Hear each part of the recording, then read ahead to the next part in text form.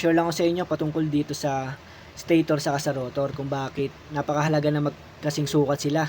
Yan katulad nito, magkasing sukat sila.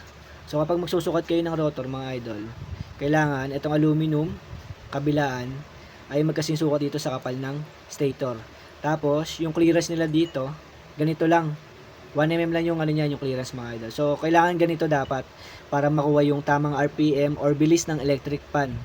Yon mga idol, para makuha yung tamang performance. Paano na lang kapag maliit yung nilagay na rotor? Katulad nito. Ayan o, napakaliit mga idol. Ang laki ng gap, di ba? So kapag ganyan naman mga idol, magkakaroon ng problema. Ang magiging problema niyan, babagal yung ikot ng electric fan, plus mabilis mag-init yung motor na electric fan, plus tataas pa yung kain ng kuryente kapag ganito kaliit yung nilagay nating rotor. Kaya napakahalaga na magkasing sukat dapat yung rotor saka stator. So paano na lang kapag malaki yung yung rotor. Pero dito sakto siya mga idol. Tama naman yung clearance niya dito.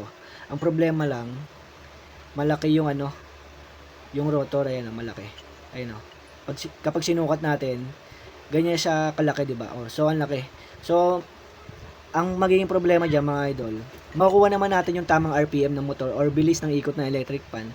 Ang magiging problema nga lang diyan ay yung mahirapan yung motor na paikutin yung ganitong klaseng rotor, yung malaki.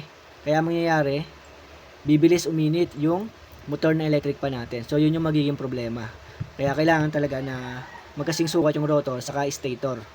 So paano na lang kapag walang kapag pag wala kang mahanap na magkasing sukat, pero meron kang ganito.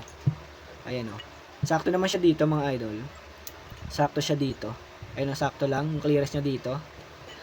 Pero yung dito, may konti lang siyang diferensya. Ayan kung makita nyo. Ayan, kapag sinukat natin, ayan may konting diferensya lang siya. So ito, pwede na to mga idol, pwede na to. Yan, pero bibilis pa rin uminit yung motor na electric fan, pero hindi ganun ka hindi ganun ka mahirapan yung motor na paikutin to kasi nga medyo maliit lang din naman yung yung rotor. Hindi katulad nito mga idol, ayan ang laki ng rotor nito. I-compare mo dito, di ba? Yan. So ito pwede na to mga idol, pamalit kung wala kang mahanap na kasing sukat talaga. Ito pwede na to mga idol, yan. Makuha niya pa rin naman yung tamang RPM or bilis ng ikot ng electric fan. Kasi dito sa clearance niya, sa air gap. Kapag mga ganito nga lang mga idol, yung gap, babagal siya umikot.